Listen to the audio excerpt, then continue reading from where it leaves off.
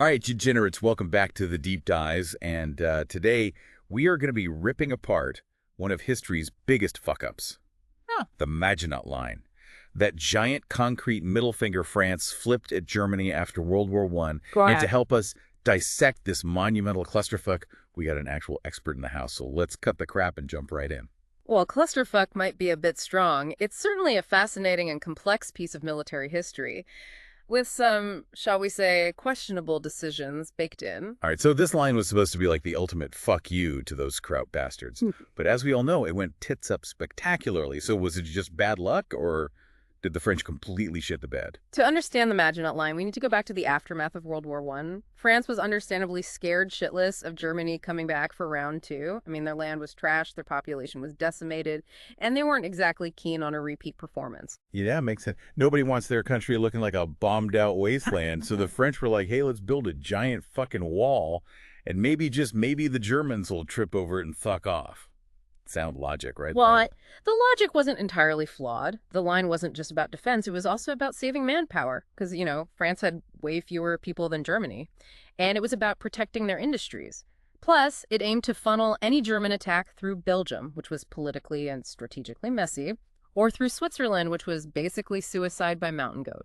Okay, so we're not just talking about a wall here. We're talking underground railways, air conditioning, fancy-ass dining halls. It's like a five-star bunker. So who are the masterminds behind this concrete monstrosity? Did they just eat magic mushrooms and dream this shit up? Well, the face of the project was André Maginot, the Minister of War. But behind him were military minds like Marshal Joffre, a World War I hero. These guys were obsessed with every goddamn detail. It was this weird blend of political maneuvering and military tech geekery. They genuinely believed they cracked the code to impenetrable defense. But, and there's always a goddamn but, they forgot to extend the damn thing to the English Channel, leaving Belgium hanging out to dry. What the hell were they thinking? There are a few reasons for that glaring gap. First, they assumed Belgium would remain neutral, acting as a buffer zone. Second, they thought the Ardennes forest was impassable, so no need to waste concrete there. And of course, directly involving Belgium would have been a political shit show. So they thought, Belgium's neutral. They're cool. And the Ardennes, it's just a bunch of trees. What could possibly go wrong? Famous last words, right? Relying on alliances is like playing Russian roulette with your national security. And as for the Ardennes, well, let's just say the Germans had a different opinion on what constituted impassable. Which brings us to the Germans' favorite party trick, the Blitzkrieg. They basically brought a panzer division to a knife fight. Yeah, the Blitzkrieg. Talk about kicking someone in the balls while they're busy admiring their fancy wall. The Blitzkrieg was all about speed, surprise, and overwhelming force. They bypassed the Maginot Line, entirely smashing through the Ardennes, which, surprise, wasn't so impassable after all, and completely outmaneuvering the French. It's like the French built a fortress to stop a frontal assault, and the Germans just waltzed in through the back door. So the French are sitting pretty in their concrete bunker, Yeah. sipping wine, eating cheese, thinking they're invincible. Meanwhile, the Germans are like, hold my beer, watch this shit. The French were so focused on this static defensive mindset that they forgot how to fight a modern war.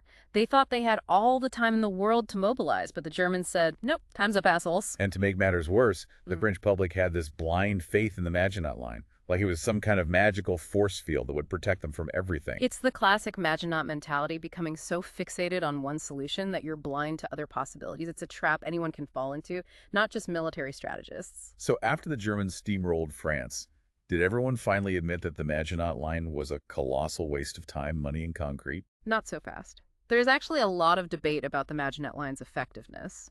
Some argue that it did exactly what it was supposed to do. It bought France time to mobilize, funneled the Germans into a predictable attack route, and even protected their retreat when things went south. Hold on. Are you saying this concrete monstrosity actually served some purpose? I thought it was just a giant, expensive failure. It's not that black and white. The Maginot Line had flaws, sure, but it also had some tactical successes. For example, it protected Alsace and Lorraine, which were crucial industrial regions, and it forced the Germans to go through Belgium, which brought the British into the war earlier than they might have otherwise. Okay, I'll give you that. But those benefits seem pretty small compared to the fact that France got its ass handed to them. True, but the Maginot Line wasn't the sole reason for France's defeat. Their military doctrine was outdated, their leadership was shaky, and they underestimated the Germans' capabilities. Blaming everything on the Maginot Line is an oversimplification. All right, all right. I get it. It's more complicated than just saying the Maginot Line was a complete and utter fuck-up. But come on. It's a pretty good symbol of military arrogance and strategic short-sightedness, wouldn't you say? I wouldn't disagree. It's a cautionary tale about the dangers of relying too heavily on static defenses and assuming you know your enemy's every move. So what happened to this concrete behemoth after the war? Did they just leave it to rot? Some parts were repurposed, some were abandoned, and some are being used for some pretty interesting things today. Wine cellars, mushroom farms, even a disco. Apparently concrete bunkers have great acoustics. A Maginot Line disco. That's either the coolest or the most depressing thing I've ever heard. I can't decide. It's certainly unique, but it speaks to the Maginot Line's enduring legacy, even if it's not what the French had in mind. Okay, so we've talked about the history, the strategy, the failures, and the weird afterlife of the Maginot Line. But what's the takeaway for us today? What can we learn from this concrete cock-up? That's the million-dollar question, isn't it? The Maginot Line is a reminder that even the most impressive defenses are useless if they don't adapt to changing circumstances.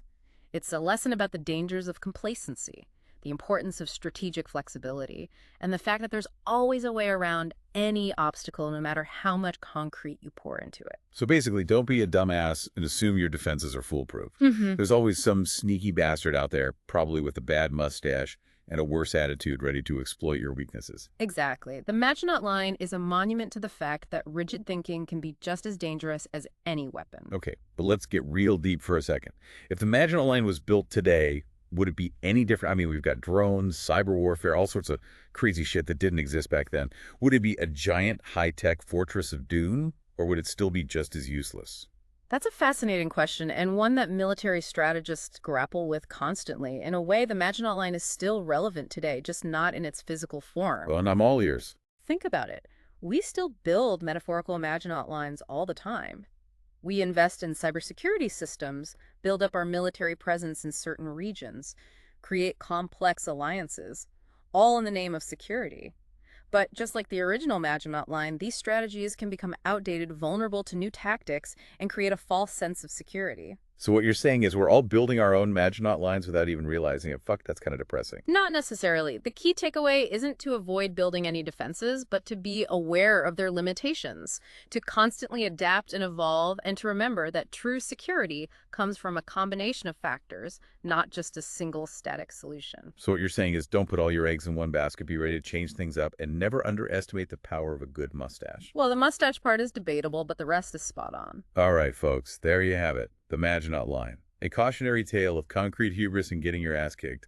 Big thanks to our expert for breaking it all down for us. My pleasure. Always a good time to talk about concrete fortifications and military blunders. And to all you beautiful degenerates out there, stay skeptical, stay curious, and for fuck's sake, don't build any concrete walls unless you're absolutely sure they're going to work. Catch you on the next deep dive.